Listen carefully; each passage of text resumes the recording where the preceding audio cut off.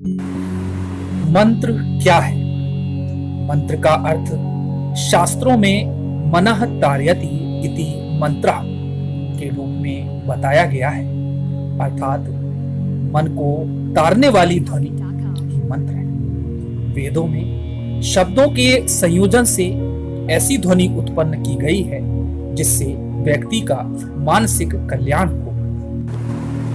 आखिर भगवान को पाने का महामंत्र क्या है?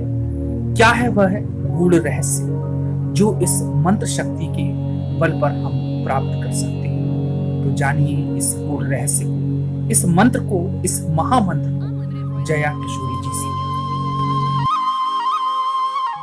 नारद जी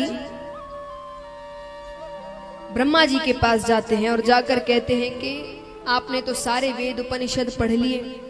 बोले हाँ पढ़ लिए। तो बोले जितने वेद उपनिषद ग्रंथ पुराण इतने सब कुछ है, इन सब में कोई एक ऐसा श्लोक बताइए सबसे महत्वपूर्ण, जिसको सुनने से, जिसका जाप करने से भगवत प्राप्ति हो जाए। नारद जी पूछते हैं, ब्रह्मा जी थोड़ा सोचते हैं, फिर सोचकर कहते ठीक है लिखो। ऐसा श्लोक है, एक ऐसा स्तोत्र जिसका नाम जप करने से भगवान मिल जाएंगे। यहाँ किस किस को भगवान चाहिए हाथ उठाना। तो आप भी लिख लीजिए, फोन में रिकॉर्ड कर लीजिए, जो करना है कर लीजिए, क्योंकि भाई फिर ये याद रहे ना रहे। श्लोक है ना, थोड़ा कठिन होता है ना। तो लिख लीजिए, रिकॉर्ड कर लीजिए, जो करना है। ब्रह्मा जी कहते हैं ध्यान से सुनना, बड़ा कठिन है। नारद जी कहते अच्छा कहिए। ब्रह्मा जी कहते हैं हरे राम रामा रामा हरे हरे, हरे कृष्णा कृष्णा कृष्णा हरे हरे। अब यहां आधे से ज्यादा उनके चेहरे बता रहे कि क्या मजाक था ये। अभी तो कहा इतना कठिन है, श्लोक है, ये है और ये इतना साधारण। लगन आपको भी मन में सोचा होगा आपने। नारद जी ने भी कहा इतना सरल, अरे कोई वो तो कठिन होगा, भगवान को प्राप्त करना इतनी आसानी से भगवान मिल जाएंगे क्या? ब्रह्मा जी ने कहा इतनी ही आसानी से भगवान। तो बोले ये तो कोई भी कर सकता है। ब्रह्मा जी कहते हैं भगवान को भी कोई भी प्राप्त कर सकता है। सिर्फ इसी नाम जप से भगवान मिल जाएंगे। और तुम्हें क्या लगता है ये सरल है, ये आसान है, या ये बड़ा नहीं है? बोले हाँ। बोले इसमें भगवान का नाम है, इससे बड़ा तो कोई श्लोक नहीं है, कोई स्तोत्र नहीं है, कोई वेद उपनिषद नहीं है इस नाम से बड़ा।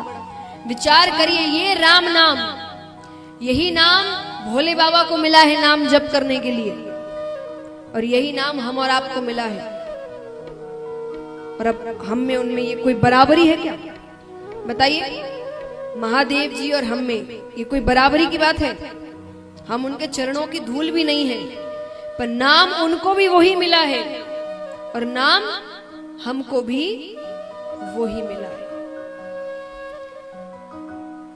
कहा जाता है कि आप किसके साथ हैं वो आपको, आपकी व्याख्या अगर कोई करेगा तो आप कैसे लोगों के साथ उठते बैठते हैं उसी नजरिए से करेगा। एक बहुत बड़े व्यक्ति ने बात लिखी है कि तुम मुझे अपने दोस्तों के बारे में बताओ, मैं तुम्हें तुम्हारे बारे में बता दूं। यानी तुम कैसी संगत में रहते हो वो तुम्हारे स्वभाव को बता देती है कि तुम्हारा स्वभाव कैसा है, तुम्हारी संगत बता देगी। तो अगर बड़ा होना है तो बड़ा कैसे होते हैं? देखिए, भगवान के साथ जब रिश्ता जुड़ जाता है व्यक्ति बड़ा कैसे हो जाता है। वामन अवतार सबने सुना है भगवान का, सुना है कि नहीं? दर्शन कल होंगे, लेकिन सुना सबने होगा। तो वामन अवतार में भगवान का रूप भी हमको पता है। भगवान ने धोती पहनी है, एक हाथ में दंड है लकड़ी का, भिक्षा पात्र है। तो वो जो दंड था लकड़ी का, भगवान ने जब अपना आकार बढ़ाया था तो भगवान ब्रह्मांड तक गए थे। कहां तक? तो वो लकड़ी का दंड भी ब्रह्मांड तक गया था। अब लकड़ी के दंड में ऐसी क्या बड़ी बात है कि वो ब्रह्मांड तक पहुंचे? है कोई बड़ी बात? पर वह हाथ में किसके है? मायने ये रखता है। कहते हैं कि बड़ सैया बड़ होते हैं, जिसके साथ रहोगे वैसे ही बढ़ोगे। कि बड़ सैया बड़ होते हैं, ज्यों वामन बुझ दंड, और तुलसी बड़े प्रताप ते दंड गयो ब्रह्मंड। वो एक साधारण सा लकड़ी का दंड ब्रह्मांड तक पहुंच गया, क्योंकि वो हाथ में किसके था? वो भगवान के हाथ में था। तो भगवान से एक बार रिश्ता जुड़ जाता है ना, तो अपने आप व्यक्ति विशेष हो जाता है, फिर वो साधारण नहीं रहता। इसलिए जरूरी नहीं भगवान को प्राप्त करने के लिए संस्कृत के श्लोक बोलने पड़ेंगे।